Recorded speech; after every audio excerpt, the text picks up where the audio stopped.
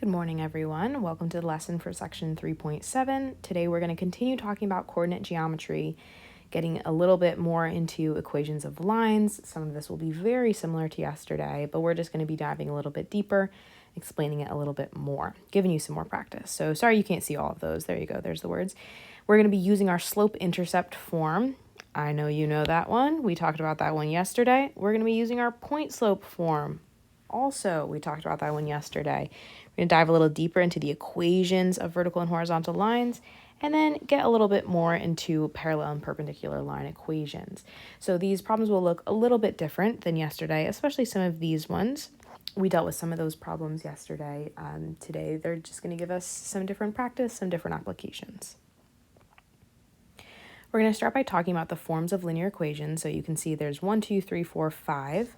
Our first form is our trusty slope-intercept form. Hopefully you're thinking in your head, y equals mx plus b. I know you know this one. M represents slope. B, that value represents your y-intercept. To clarify though, our y-intercept is the point 0, comma b. So that b value represents the number where your line crosses your y-axis.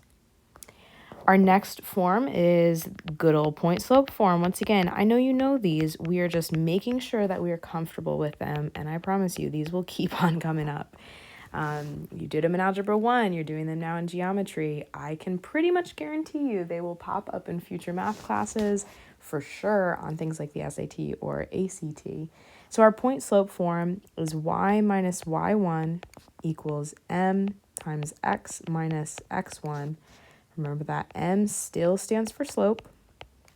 And this one, you're dealing with a point on your line, x1, y1. And you can just plug those values on in. This is any point on the line, but not specifically your y-intercept. All right, our next one is our ax plus by equals c. This one, I'm going to actually move this one over a little bit. This one is called our standard form.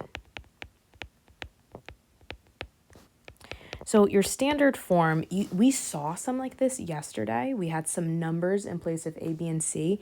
And let me make that clear here. A, B, and C represent constants or just numbers. Okay, so this could look like, for example, 3x minus 4y equals 2. All right, so that A is the 3, B is this negative 4, C is the 2 over there. All right, so that's what I mean by that. And this is just another form. You have your x and y terms both on the left side of the equation. Now we know that's our standard form. Last two are pretty nice. We have y equals c and x equals c. Once again, I put those in the wrong place. Let me move those over here for us. Y equals c, that's going to represent a horizontal line. And our vertical line is represented by x equals c. So think about a vertical line. Well, whatever my y value is going to be, my x value is always going to be the same thing, right? There's my x equals c line. And then we can also think about a horizontal line over here. No matter what my x value is, my x could be anything along this line, right? Y is always going to be the same number. So in this case, once again, C represents just any constant, any kind of number. So those are our 5 forms. I want us to be comfortable with those, familiar with those. These should be in a purple box in your textbook, so you can put these in your comp notes. Let's keep moving along with this. So we're going to start with example 1. Write an equation of the line with y-intercept 0, negative 3, and slope of 1/4. Okay, if they're giving me a slope and an intercept, I probably want to use my slope-intercept form, which is y equals mx plus b. And you can just go ahead and plug things in here. Our slope is 1/4. The b value of our intercept, well, that would be that y value there, negative 3. All right, I could maybe simplify that a little bit and put this in y equals 1/4 x minus 3 form. All right, so that is the equation of our line. The next thing they're asking us to do then is to graph this thing. So always a good idea to start with a point. In this case, well, I know my y-intercept is at 0, -3. That's going to be this point right down here. Then go ahead and use your slope. So remember, think about slope as rise over run, or change in y over change in x. I'm going to go up 1, and I'm going to go over 1, 2, 3, 4. Cool. That gives me my second point right over there. All we have to do now is connect these two with a line. And that is how we're going to graph this. All right.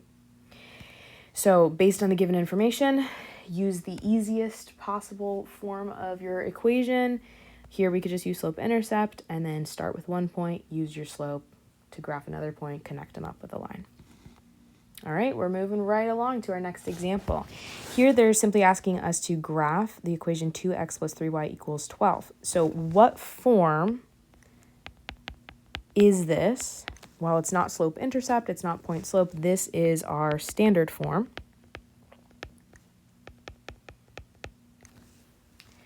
So I'm going to probably have to do some work here in order to graph this thing, all right?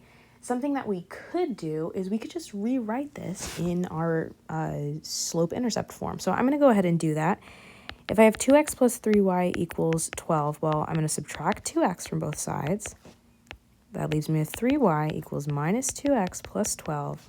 Now I'm going to go ahead and divide everything by 3. So our slope-intercept form would look like this. Y equals -2/3 x plus, what's 12 divided by 3? It's going to be 4. That's our different equation of the line. So this original one that they gave us up here and this one down here, same line. They're both talking about the same line, just two different forms of it. Cool. So now I can see I have a y-intercept at the point 0, 4. Let's go ahead and plot that. That's going to be that point all the way up there. Then you can use your slope here, which is -2/3, to help you plot another point. So -2/3, let me go down in for my rise. That's kind of silly, down for my rise. But 1, 2, and then I'm going to go over 1, 2, 3. That's where my other point is going to be. Go ahead, connect those up with a line. That's going to be the graph for your problem here. And hopefully we can kind of start making connections. I have a negative slope. Cool, this looks like a negative slope. Or think about a skier on a hill. I forget exactly what that one was, but whatever works, whatever helps you remember that. So that's example 2. We're going to keep moving along. We are on to example 3. For this one, they're telling us that we have a slope of -3 for this line, and it contains this point 1, -5. Write the equation in slope-intercept form. That's our y equals mx plus b. So I know that m equals -3. That's awesome, but I don't have b. I just have a random point over here. So what we want to do is we want to use a different form and then just rearrange it to put it in slope-intercept form. If I have a point and a slope, let's go ahead and use point-slope form. So remember that one looks like y minus y1 equals m times x minus x1. Think of this point as x1 comma y1 and plug everything in. So I'm going to have y minus -5 equals m, that's our slope, -3, x minus 1. If they want you to just leave it in point slope form, then that's your answer. Maybe I could simplify on the left side and say y plus 5, but that would be your answer. But here they want it in y equals mx plus b form. So let's simplify this out. Y plus 5 equals -3x. I'm going to go ahead and distribute over here. -3 times x is -3x. -3 times -1 is going to give me plus 3. All right, I want that y by itself, so I'm going to subtract 5 from both sides. We're going to end up with y equals -3x minus 2, and that would be the answer for this problem. So that is our slope-intercept form of this particular line. I'm trying not to make this video crazy long. Please feel free to pause at any point or rewind, rewatch, whatever you need to do. We're more than halfway there. All right, we have 2 points for this one. They want us to write the equation slope-intercept form. So again, in that y equals mx plus b. In this case, I don't actually know what my slope is, but I do know I have 2 points. Let's label them up, x1, y1, x2, y2. how could you calculate slope? Well, hopefully you're thinking about your slope equation. And remember, not your slope-intercept form, not y equals mx plus b, our slope equation. So that's y2 minus y1 over x2 minus x1. Go ahead and plug stuff in. We said y2 was negative 5, y1 is 0, x2 we said was negative 4, minus x1 is 4. Okay, keep grooving with this. Negative 5 up top, negative 8 on the bottom. I can simplify that. Our slope is 5/8. At this point now, I know we want to get to slope-intercept form. I don't have my y-intercept. This one, interestingly enough, that is actually your x-intercept because the y value is 0, but I need my y-intercept for slope-intercept form. What we're going to do is actually use point-slope form and then just rearrange. So your point slope would be y minus y1. Let's just go ahead and use that 4, 0 point. So y1 is actually 0. We just found our slope to be 5/8. And then x minus x1, 4. All right, this one's kind of nice. Y minus 0 is just y. And then distribute that 5/8. I'm going to get 5/8 x. What would negative 4 times 5/8 be? You could do some simplification. You could cancel out. I have negative 20 over 8. I am going to end up with minus 5 over 2, okay?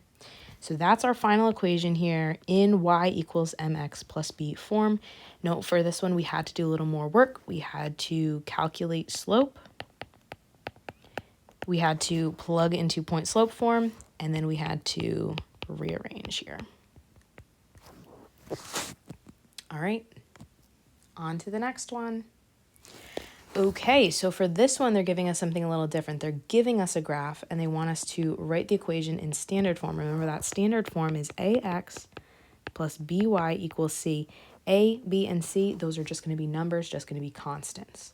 So for this problem, we want to start by first identifying points. This point right here is going to be negative 1, comma 2. This point up here would be 3, comma 5. All right, so I have 2 points that I can use. Let's start by finding the slope here. So we're going to use our slope equation of y2 minus y1 over x2 minus x1. And once again, it doesn't really matter which point you say is x1, y1 or x2, y2.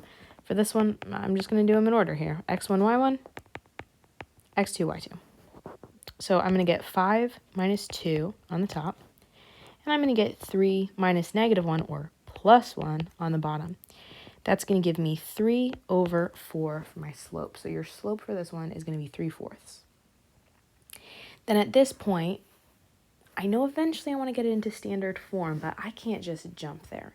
What we're going to do is we're going to use our point slope form again, because I don't have a y-intercept here. Use your point slope form with either of your points. Doesn't matter. Honestly, you choose. Let's go ahead and use 3, comma 5. All right, so y minus y1 equals mx minus x1. Go ahead and plug in that information.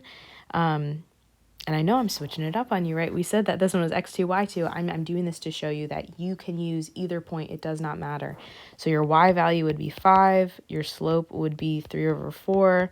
Your x value for that particular point, we said was going to be 3.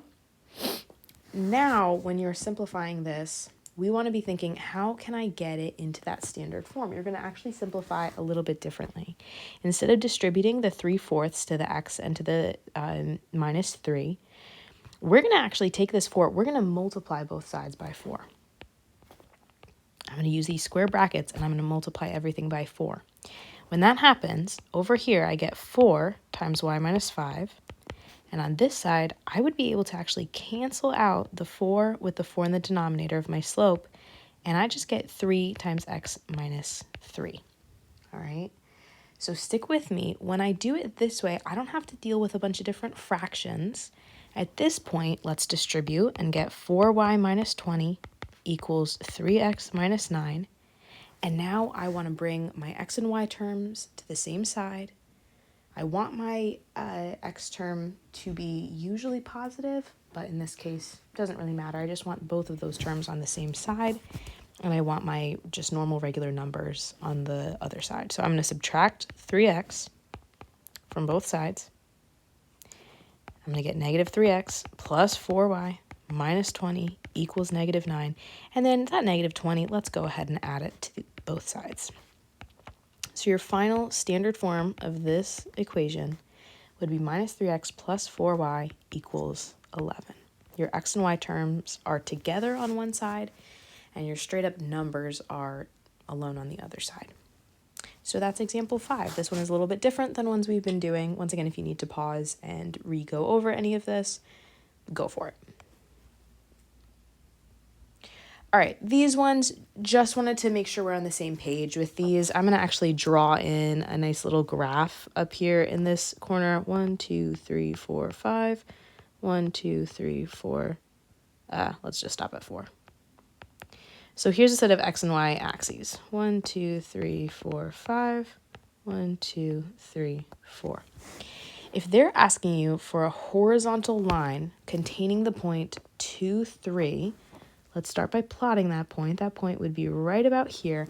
Well, a horizontal line would just look like this, right?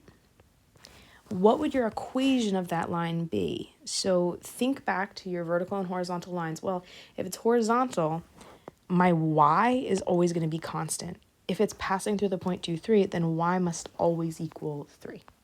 And that's literally it. That's your equation of that line. For part B, okay, I'm still going through that same point, but now they're saying, well, what would be a line equation that goes through this point but has an undefined slope? Undefined slope, remember, that's going to be a vertical line, so something just straight up and down.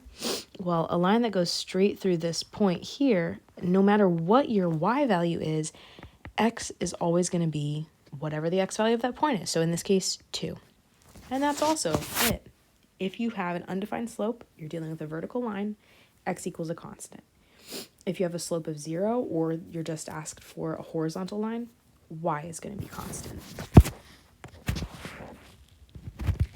You all are doing well. Keep powering through. Okay, here is example number 7. It's a lot of examples today. You got this. We're going to find an equation of the line containing the point 4, 4, and parallel to the line, that part's hidden, 2x plus 3y equals negative 6. So 2x plus 3y equals negative 6, that's kind of like your original line. And then they're asking for something parallel to that. So what we want to think about here is slope. What do we remember about parallel slopes? Hopefully what you're thinking, or awkwardly saying out loud, is that parallel slopes are the same. Okay, so parallel slopes are equal. So I want to take that equation, 2x plus 3y equals negative 6. I want to rearrange this to put it in slope-intercept form. From slope-intercept form, I can pull the slope of that line, okay? So I'm going to do that by subtracting 2x from both sides. 3y equals minus 2x minus 6. Divide everything by 3. Y equals negative 2/3 x minus 6 over 3. That's just going to give us 2. All right, so this is your original line.